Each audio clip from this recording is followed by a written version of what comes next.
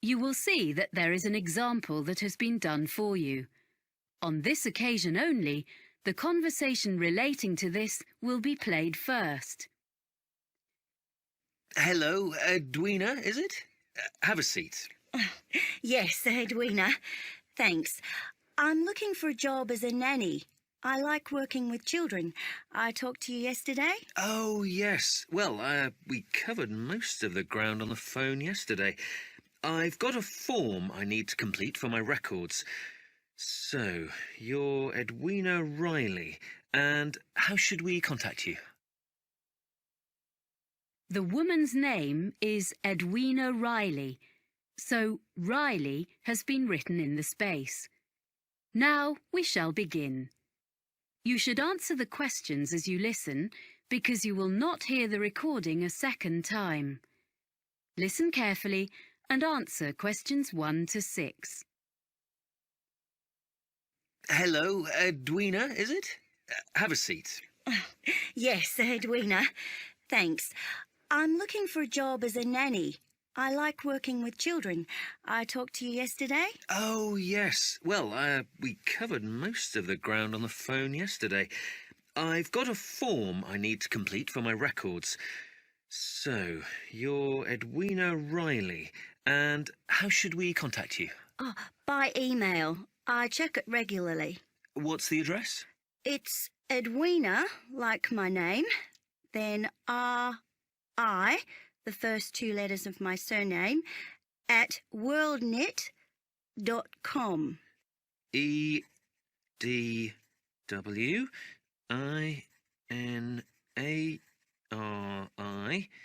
at worldnet.com? Yes. Good. And you're from Australia? Actually, I'm a New Zealander. Oh, I'm sorry. I bet it's really irritating being told you're an Australian. Like Canadians being asked what part of the States they're from. I'm used to it. It happens to us all the time. And now, you said on the phone that you could bring me some references. One from someone who's known you in a professional capacity and one personal one. Oh, yeah. Here's one from John Keane, who was the manager at the Play Centre in Wellington, where I worked for 3 years after I left school. It's got all his contact details on. Thank you. So, this was your last employer? Yes, apart from a bit of waitressing recently, but that was just temporary. I'm sure John will answer any questions if you contact him. We do run checks, yes. And a personal reference? Oh, you can contact the friend of my mother's I'm staying with here in London, Eileen Dorsini. She's a professor. She's known me all my life because she used to be our neighbour back home when she was a primary school teacher there. Now she's working here at the Institute of Education. Oh, good. I've got her contact details here for you. Thanks. I think I have some jobs to suit you. Oh, do you have any practical qualifications, by the way? Life-saving, music, anything? I've got an up-to-date first aid certificate. I did a course when I was working. That's good. First aid. Anything else? Well, I've got a driving licence, as I told you on the phone, but that's not special, you said. Almost everyone needs that, really. I've got a sailing qualification. It's a certificate of competence. So you're a yachtswoman? I love sailing. Well, I'll note you have a certificate. Before you hear the rest of the conversation, you have some time to look at questions 7 to 10.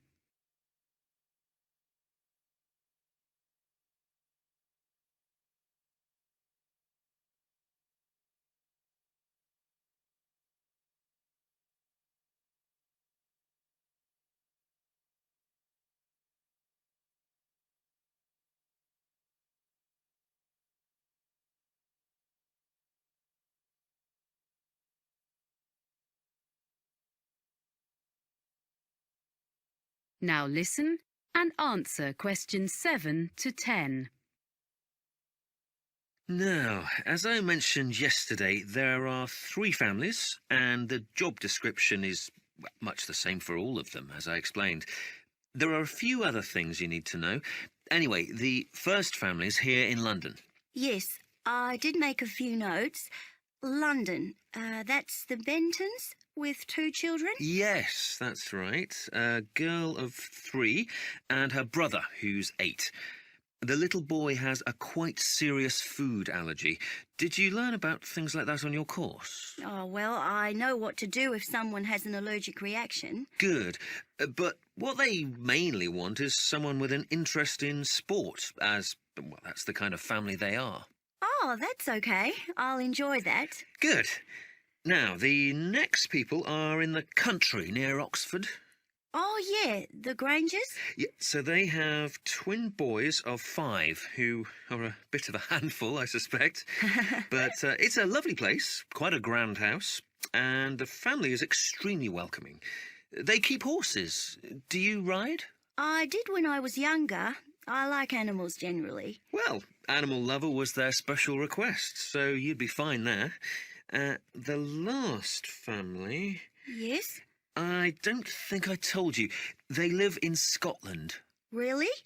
What's their name? Campbell. Oh, yes. And they have 4 girls under 10? That's it. They have a lovely city flat, and they own a small island. Wow! Actually, you might get on with them very well. They particularly wanted someone who would be prepared to cook when they go camping on the island. Camping would really suit me, and I'm used to taking my turn doing the food, but it is a long way from London.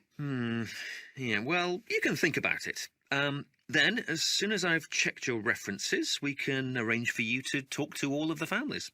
Right. Thanks very much. Thank you. I'll email you as soon as I can. That is the end of section 1. You now have half a minute to check your answers. Section 2. You will hear a woman talking to a group of people who are looking round a sports and leisure centre.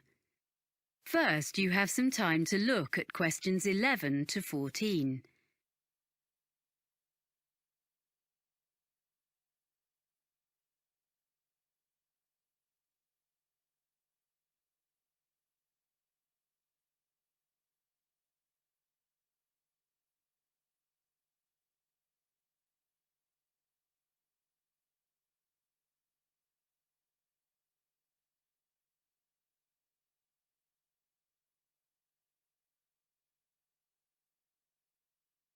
Now listen and answer questions 11 to 14. Ladies and gentlemen, I'm very pleased to be able to welcome you to Cityscope, our lovely modern sports and leisure facility. I've brought you up to the rooftop cafe on top of the stadium so that you can enjoy the view while I explain briefly what we have here and point out to you the major features of the site. Then we'll go round and have a look at ground level. Oh, that'd be interesting. I'm glad. We're extremely proud of this new facility. You see, when the project was first discussed, we expected that a multinational company would give us half our funding, and the central government grant would make up most of the rest, with a smaller contribution from local business. Well, we'd got quite far into the planning stage when the multinational pulled out, and both central and local government decided they couldn't afford anything. So we ended up with a beautiful project, a small amount of sponsorship promised by local organisations, and nothing else. We thought we'd never build it, but at the last moment we had an amazing donation of several £million from a national transport company, and that got us going again, and we managed to get all the rest from local fundraising. There's hardly a street in the city that hasn't made its contribution one way or another, so there's a true sense of local ownership here. So, this is what we got. We wanted a new stadium because the 1950s football stadium is on the other side of town and is shortly due to be pulled down and built over. This site was the old airport, with some playing fields on one side of it and a few buildings from the 1930s when the airfield first opened. So, we were able to plan a new stadium with plenty of room for all the things people wanted. The playing fields have been upgraded and refenced, so they are now a set of top-quality outdoor pitches for amateur football, hockey and so on. We have both sports and other entertainments here.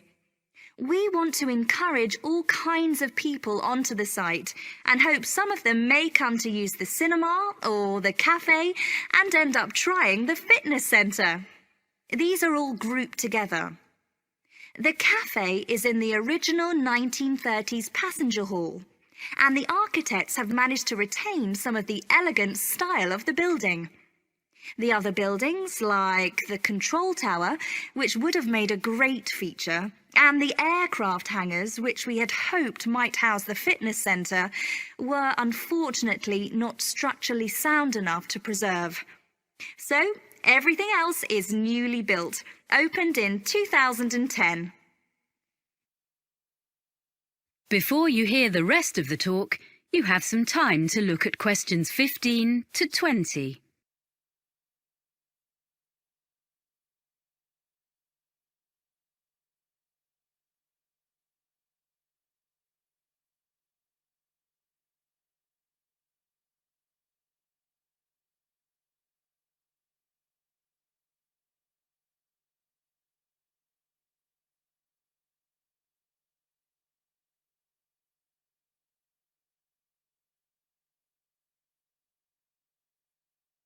Now listen and answer questions 15 to 20. Right. Now, if you'd like to gather a little closer to the window, I'll point out the various buildings. Oh, yeah. Very nice. We're at the highest point of the stadium here in the rooftop cafe, on the opposite side to the main entrance doors. On our left, you can see two buildings just beyond the end of the stadium. The closest one is the business centre, used for meetings and conferences and so on, which provides a good source of revenue for the upkeep of the sports facilities. And next to the business centre, the bigger building is the hotel, which is rented from us by an independent company. As you see, they are served by the perimeter road, which runs round 3/4 of the site. Now, coming round to the front of the building, immediately in front of the entrance, that circular open space at the end of the road is the transport hub. From here, there are buses and a monorail link to the free car park, about 10 minutes from here, but you can't see that. There's also a large secure cycle park. Oh, and disabled parking, of course. People find it's very convenient and it keeps the site virtually car-free. Okay, now if you look as far as you can over to the right, beyond the buildings, you can see our outdoor pitches, which I mentioned earlier. Between the pitches and the entrance is a little kind of pedestrian plaza. Are you with me? Okay, with the cinema in the building furthest away from us, next to the pitches. Then there's the 10-pin bowling between the cinema and the road. Near the far end of the perimeter road and between the mini roundabout and the pitches, there's our fitness centre with all kinds of equipment and a small pool and changing rooms for teams using the pitches.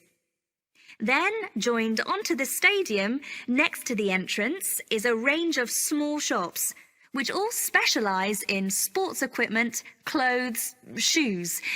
They sell toys and so on as well, all that sort of thing. They seem to be doing well. As you see, the service road goes right round, but we keep the traffic and the pedestrians well apart. So it's all very relaxed round the plaza, popular with families. And just in front of the bowling is our lovely restaurant. You can see it from here. It's that building on the plaza between us and the bowling. It's open all day and in the evenings. There's quite a queue there at weekends, I'm pleased to say. So, now you've got the layout, we can go and have a closer look at everything. Oh, nice. Good. That is the end of section 2. You now have half a minute to check your answers.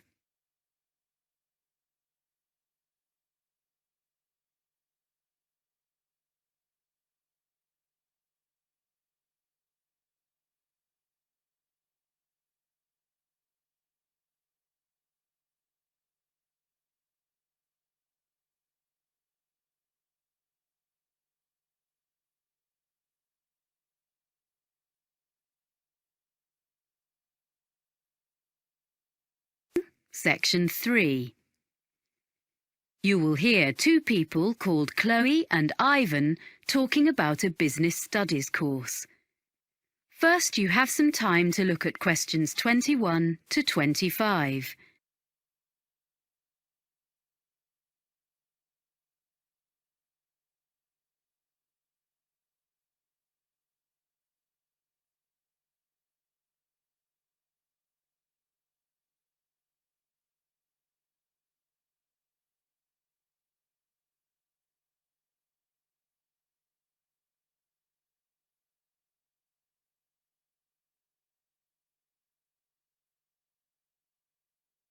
Now listen carefully and answer questions 21 to 25.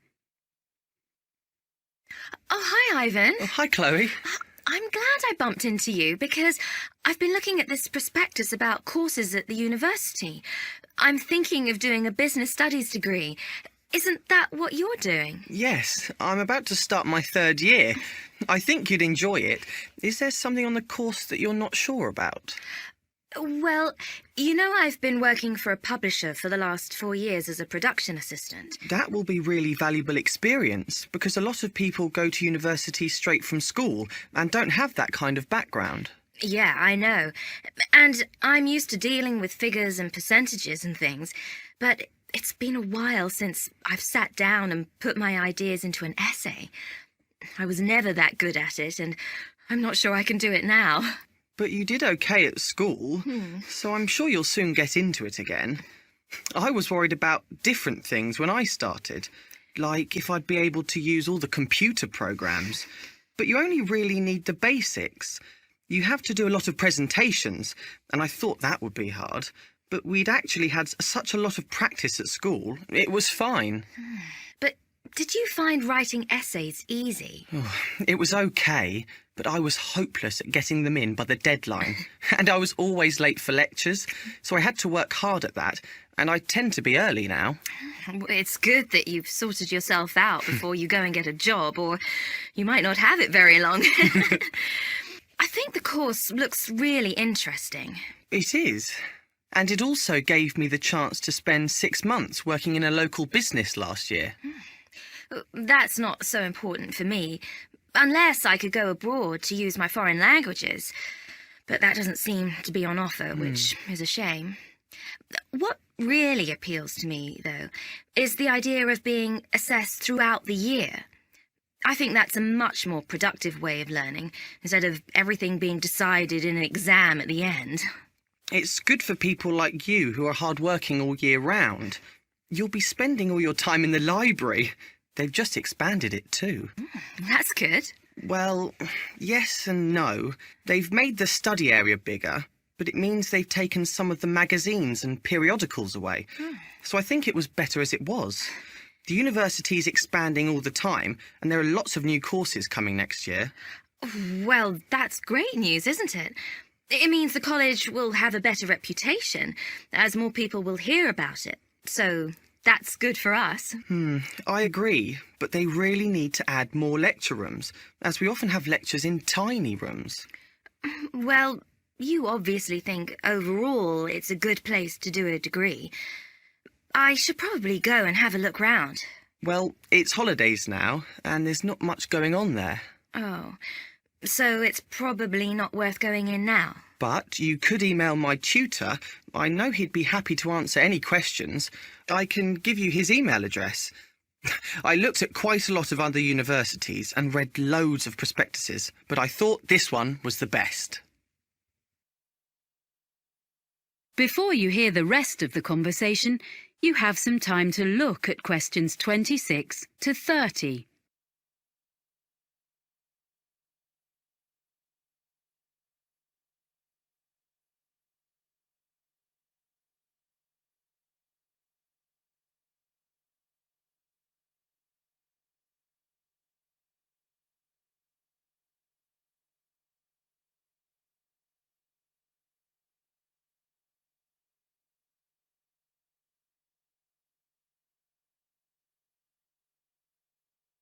Now listen and answer questions 26 to 30.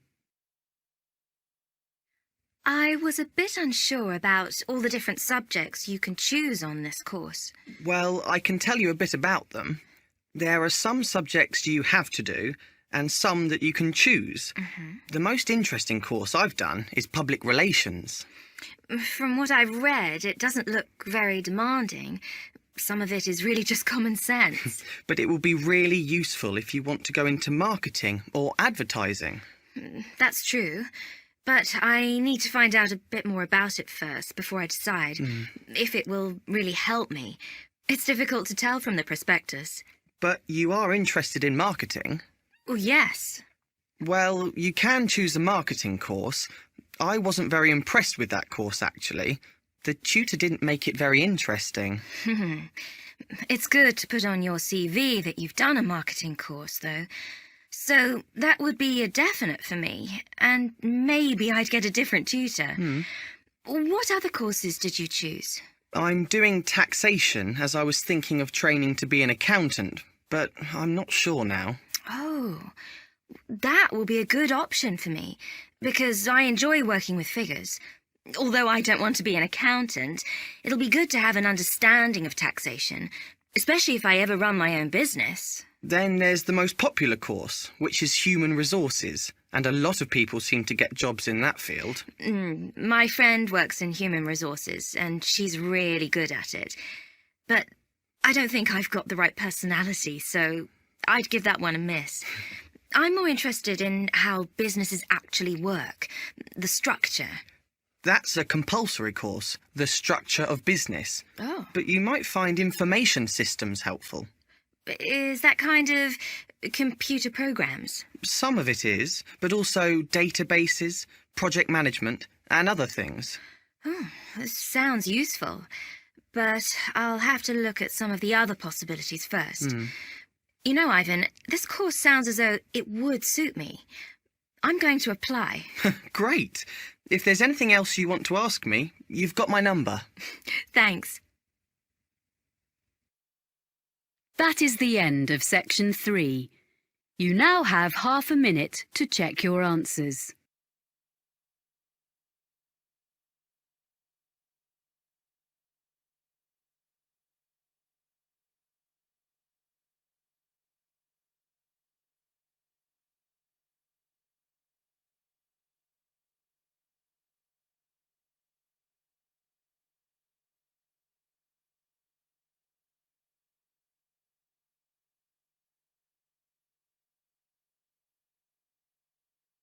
Section 4. You will hear a talk by a meteorologist about weather forecasting. First, you have some time to look at questions 31 to 40.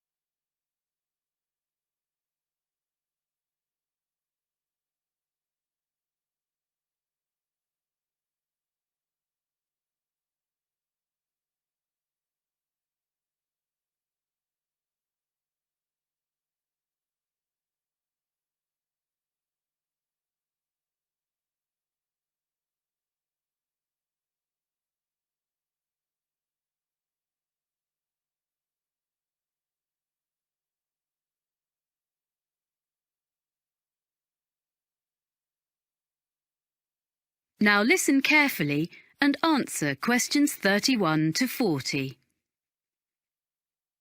I work for the National Weather Service, and as part of your course on weather patterns, I've been asked to talk to you about how we predict the weather.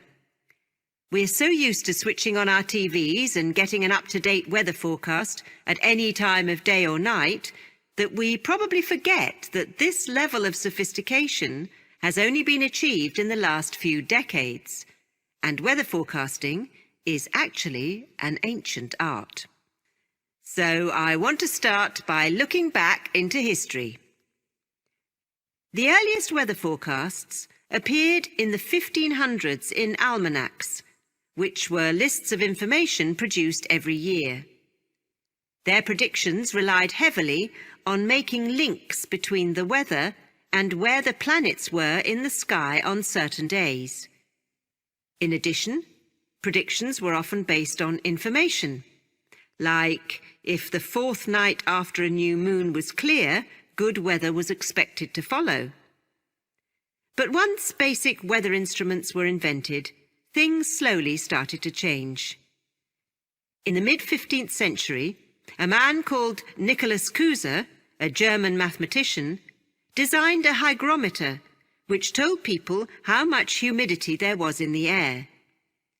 To do this, Cusa put some sheep's wool on a set of scales and then monitored the change in the wool's weight according to the air conditions.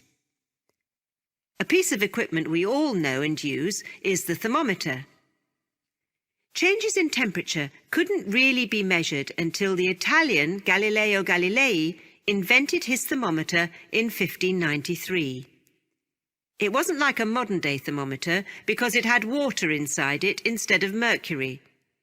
In fact, it wasn't until 1714 that Gabriel Fahrenheit invented the first mercury thermometer.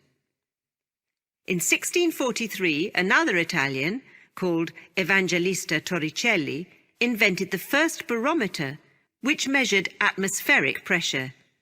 This was another big step forward in more accurate weather predicting. As time went on, during the 17th, 18th and 19th centuries, all these meteorological instruments were improved and developed, and people in different countries began to record measurements relating to their local weather.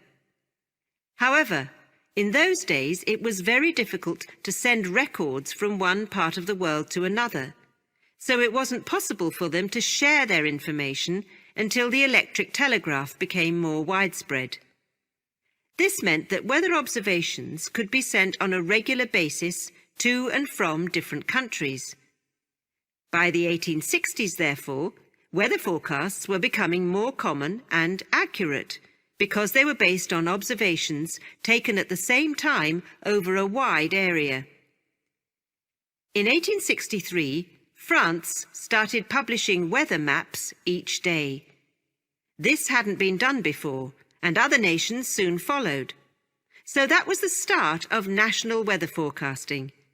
And I'll now tell you how we at the National Weather Centre get the information we need to produce a forecast.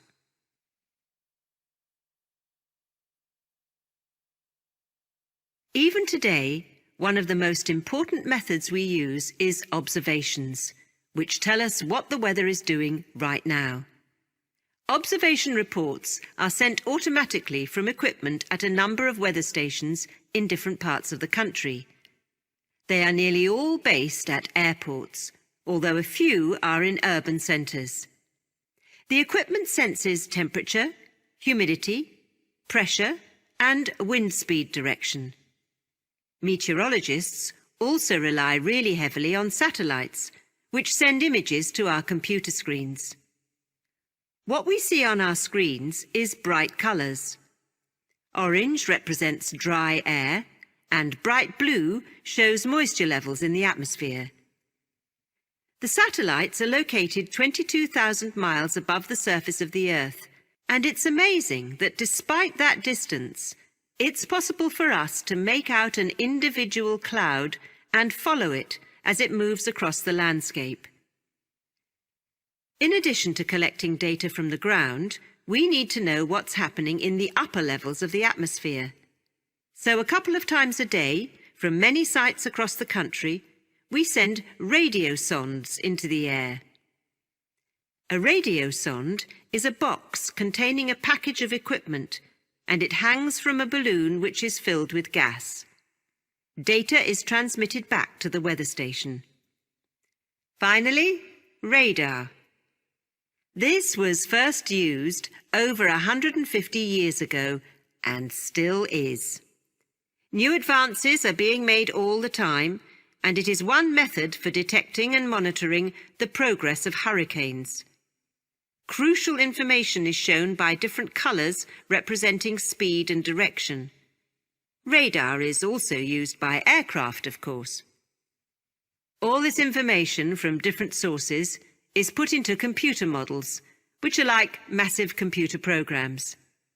Sometimes they all give us the same story, and sometimes we have to use our own experience to decide which is showing the most accurate forecast, which we then pass on to you.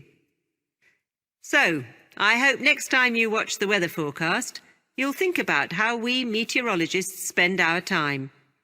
And maybe I've persuaded some of you to study meteorology in more depth.